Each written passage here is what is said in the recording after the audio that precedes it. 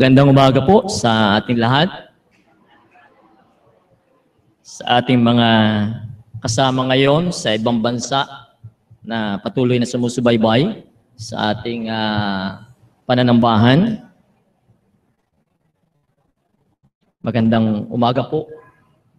At ngayon nga po ang ating ika-4 na linggo ng Kwaresma sa bahagi po ng ating pagdiriwang ng Lenten season. Sa panahon ng pamamahayag ng ating Panginoong Jesus sa harap ng maraming mga tao sa mga Hudyo, ay siya po'y nagtungo, siya ay pumunta sa lugar ng mga publikano na itinuturing na mga makasalanan sa panahong iyon. At habang siya po ay nakikisalamuha sa mga publikano at itinuturing na mga makasalanan sa panahon ng ating Panginoong Hesus, nakita siya ng mga eskriba at mga Pariseo. At sila'y nagbulungan at nagsabing bakit ang taong iyan ay nakikitungo at nakikisalo sa mga makasalanan. Hindi ito lingid kay Jesus, kaya nagpahayag siya ng mga talinhaga. At isa sa mga talinhaga na winika ni Jesus ay ang tungkol sa alibughang anak. Ang mga talinhagang ito ay sa pulpa ng inyong pagkabata ay atin ang naririnig sa mga kwento ng ating mga Sunday school teacher. At sa ating mga manggagawa ay malimit natin itong naririnig. Sa bahaging ito, nais nating muling alalahanin at muling sariwain ang mga talinhagang ito ng ating Panginoong Hesukristo. Ang kaharap ng ating Panginoong Hesus ay ang mga publikano ng kanyang sabihin ang mga talinhagang ito. At gayon din, nabanggit niya ang mga talinhagang ito dahil sa mga eskriba at mga Pariseo. Ang tingin ng mga eskriba at mga Pariseo ay hindi sila nagkakasala dahil sila ay laging nasa templo at aktibo sa gawaing pangrelihiyon. At ang isang banal ay hindi marapat na nakikitang nakikisalamuha sa mga ordinaryong tao at mga makasalanan. Kaya nga't ang sabi ng mga eskriba at mga Pariseo, bakit ang Kristo na ito na itinuturing na guro, nangangaral ng salita ng Diyos, ay nakikisalamuha sa mga publikano, sa mga makasalanan. Sapagkat noon, sakaling makita na nakikisalamuha ang isang relihiyoso sa ibang tao, higit pa sa mga itinuturing na mga makasalanan sa lipunan, sa pamantayan ng lipunang Hudyo, sila'y hindi marapat na nakikitungo. Ngunit sa talinhaga na isinaad ng ating Panginoong Hesus, ano ang nais nitong ipahayag para sa mga tagapakinig niya, para sa mga tao, at maging sa ating panahon? Ang alibughang anak sa istorya ay lumayas sa piling ng kanyang ama o kanyang mga magulang.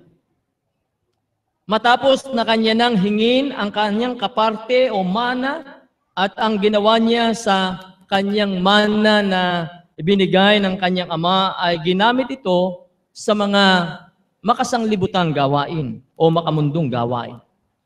Naroroon ang pagsasaya, pag-iinom, pambababae, pagsusugal, hanggang sa maubos at malustay ang kanyang minana sa kanyang ama. Makikita natin na ang paglayo at ang pagiging makasarili ay paghiwalay sa pag-ibig, pakikisama, at pamamahala ng ama o ng ating dakilang Diyos. Ang taong tumalikod sa Diyos at nagkasala ay inihahalin tulad sa bunsong anak na kung saan ay nagumon sa kasalanan, sinayang ang pisikal, ang mental at espiritualidad na kalooban ng Diyos. Ngunit sa kabila noon, makikita natin ang kabuuan ng istorya kung papaanong merong pang pag-asa sa kabila ng mga pangyayari. Sa ating panahon, marami ang nagugumon sa ganung gawi at nagiging malayo sa kalooban ng Diyos. Hindi rin lamang mga mahihirap at ordinaryong tao ang nagugumon sa paggawa ng kasamaan o kasalanan na labag sa naisin at kalooban ng Diyos. Pag atin pong tinignan ang istorya ng buhay, napakarami ngayon ng petty crime at maging ng mga heinous crime na nangyayari. At pag ating sinuri ang mga estado ng buhay ng mga taong ito, malimit, titingnan natin sila yung mga pangkaraniwang mamamayan sa ating lipunan. Subalit, ang kaharap ni Jesus ay mga publikano.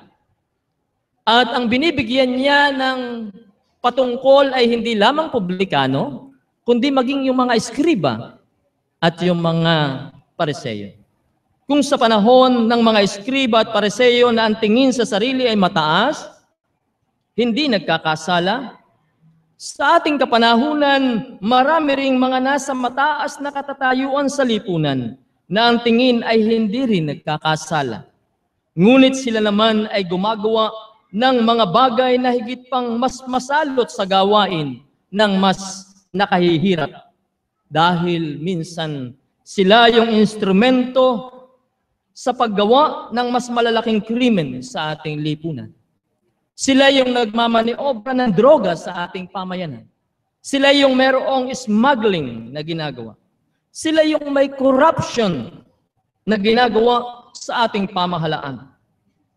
Sila yung may mga panggigipit sa kalalagayan ng mga mahihirap.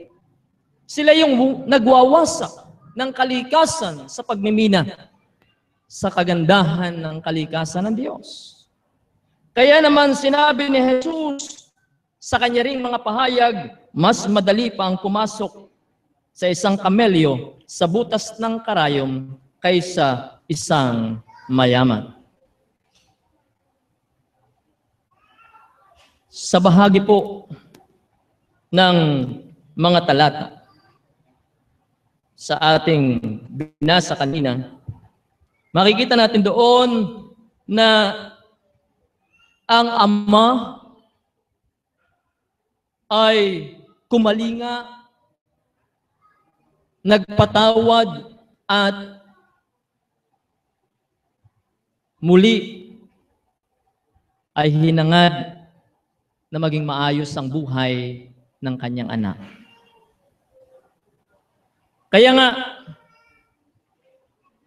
walang magulang, maging sabi sa Biblia, walang magulang na naghangad na ang kanyang anak ay mapariwara. Kaya naman, napagtanto at napag-isip ng bunsong anak, bakit nga ba yung aking mga katulong ay kumakain ng ayos, samantalang ako rin ay naghihirap?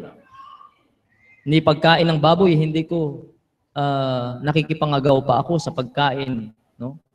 Ng pagkain sa baboy. Kaya't minarapat niyang umuwi at ang sabi niya sa kanyang loob, siya hihingi ng tawad sa Diyos, hihingi siya ng tawad sa kanyang magulang dahil sa kanyang pagkakasala. Ngunit tunay na ang pag-ibig ng Ama ay ipinahayag.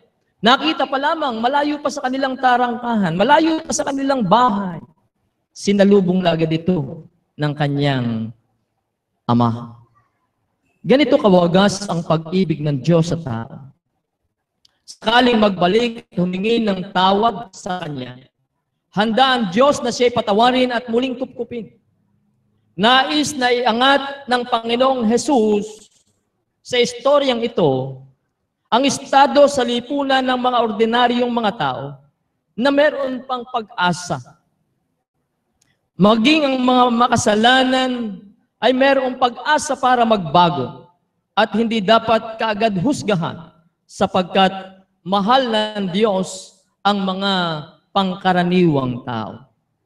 Ang walang pag-asa, ang mga inaapi sa lipunan. Kapag ang makasalanan ay bumalik sa Diyos, ang Diyos ay talagang handa na sila itanggapin ng merong pagpapatawad, ng pag-ibig at pagkahabag, ng pagpapala at buong pribilehiyo ang kanyang ipagkakaloob. Iyan ang sinasabi rin sa Ebanghelyo ni Juan, Kabanatang 1, Talatang 2, ang sabi doon, ngunit ang lahat ng tumanggap at nanalig sa Kanya ay pinagkalooban ng karapatang maging anak ng Diyos. Ang Diyos natin ay hindi marunong magtangi. Ang Diyos natin, sa sinumang humihingi ng kapatawaran at naghahangad na maging malapit sa Kanya, handa siyang tanggapin, patawarin at kupkupin. Kaya't ang Diyos na ating kinikilala ay isang Diyos na walang pagtatangi. Ngunit ang mga relihiyoso, kapag ka may pumasok sa loob ng sambahan na dating barumbado, na dating bilanggo, minsan kinatatakutan, nilalayuan, iniiwasan, at kinarurumihan. Hindi ito ang nais ng Panginoon, sapagkat yaon ang ugali ng eskriba at mga Pariseo. Maaaring ganito natin tinitingnan ang halintulad sa talinhaga ng kapatid na lalaki, kung saan ay nagalit sa ginawa ng ama para sa kapatid na bunso. Kumakatawan sa mga relihiyoso at sumusunod sa kautusan. Ngunit sa panloob, sila'y hiwalay sa layunin at ministeryo ng ating Panginoon. Ano ang ipinatatanaw nito sa atin bilang mga mananampalataya? Malinaw ang isinasaad sa talinhaga. Huwag tayong tumulad sa mga eskriba at mga Pariseo na laman ng gawaing pangrelihiyon sa araw-araw, ngunit pawang paimbabaw ang kanilang buhay at walang pagkilala o malasakit sa mga pangkaraniwang mamamayan. Kalawa, maging daluyan tayo ng Ebanghelyo para sa mga itinatakwil ng lipunan. Ito ay sa magitan ng mga programang magbibigay ng pagkalinga sa mga mahihirap at pinagsasamantalahan. Katulad halimbawa, ang iglesia ay marapat na meron tayong panglabas na gawain at pagmimisyon. Hindi lamang sa pagdadala ng banal na kasulatan. Maaari natin gawin ang mga medical mission sa mga mahihirap na komunidad. Ang ibang simbahan mayroong prison ministry, pagdalaw sa mga preso. At iba pang mga ministeryo na maaaring gawin ng iglesia. Hindi lamang sa panloob ng mga gawain dapat tayo nagbibigay pansin. Ikatlo, maging masigasig tayo sa pagdadala ng salita ng Diyos sa ating kapwa. Ika-apat, maging mapagpapababa tayo tulad ng ginawa ni Kristo na nakitungo sa mga tao. Hindi inaring siya Diyos, kundi manapay nakitungo sa mga pangkaraniwang mga tao. At ikalima, tulad ng mga publikano, masaya nilang pinapasok si Jesus sa kanilang tahanan at pamayanan. Tayo rin, lagi nating ibukas ang ating mga sarili, ang ating mga tahanan, upang papasukin si Jesus, upang siya ay ating makasalo. At ibibigay niya sa atin ang katiyakan ng buhay, pag-asa at tagumpay na puno ng kagalakan. Kaya ngayong panahon ng Kwaresma, muli tayong mag-reflect sa ating mga sarili, kung saan isuko at patuloy nating italaga ang ating mga sarili sa ating Panginoon. Sundan natin ang mga hakbang na ginawa ng ating Panginoong Jesucristo. Taglay ang kapakumbabaan. At umaasa tayo na kung si Kristo ang nasa sa ating mga puso at buhay. Tayo kanyang patuloy na sasamahan. Sa gitna man ng iba't ibang mga karanasan, tayo'y pagkakalooban ng kagalakan, katiyakan ng buhay, ng katatagan at katagumpayan sa buhay. Pagpalain tayo ng Panginoon sa umagang ito, sa ngalan ng Ama, ng Anak at ng Banal na Espiritu. Amen.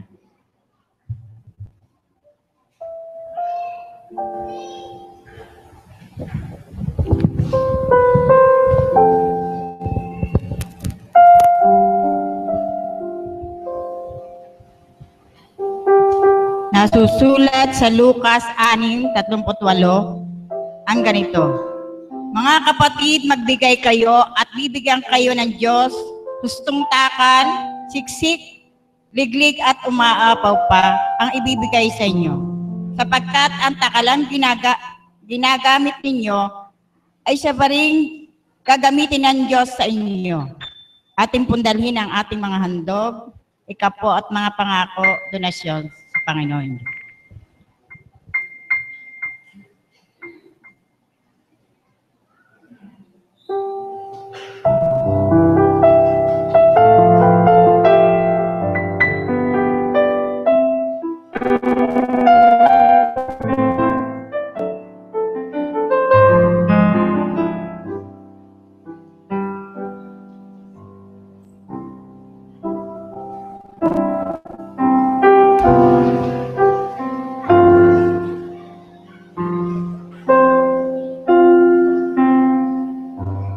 Kahit tagal na rin naghahanap, pagmamahal na sadyang wagas,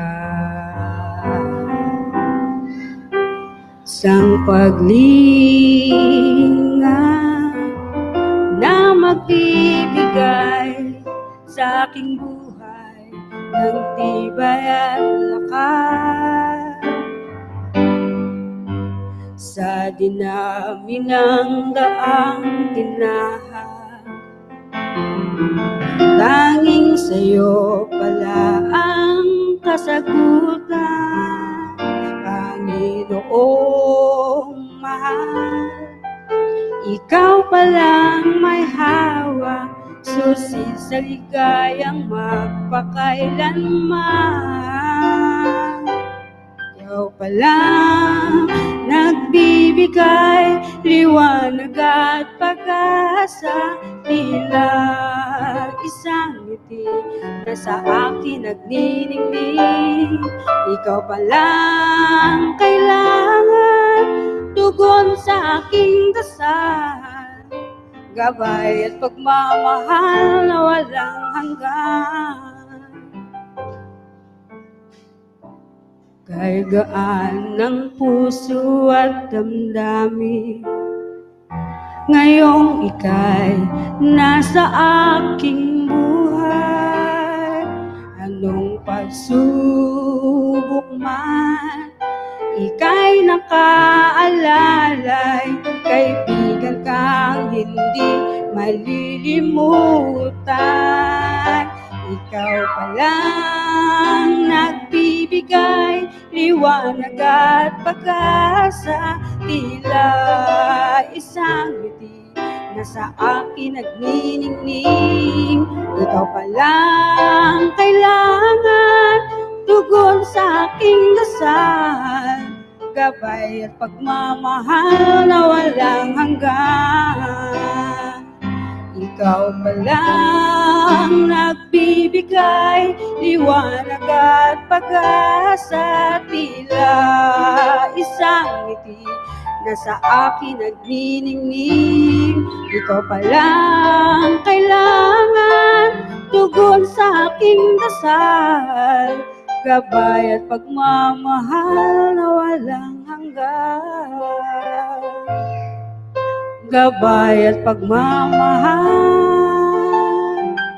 na walang hanggan.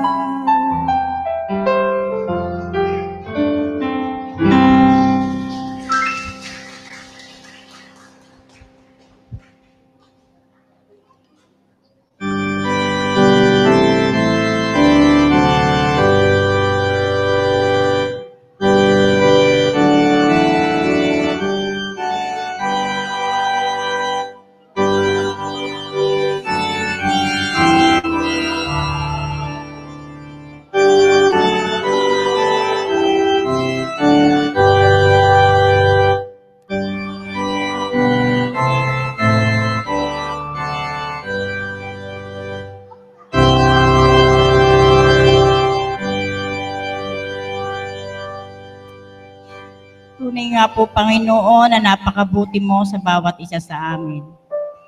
Panginoon, sa kabila ng aming mga pagkakasala, sa kabila ng aming mga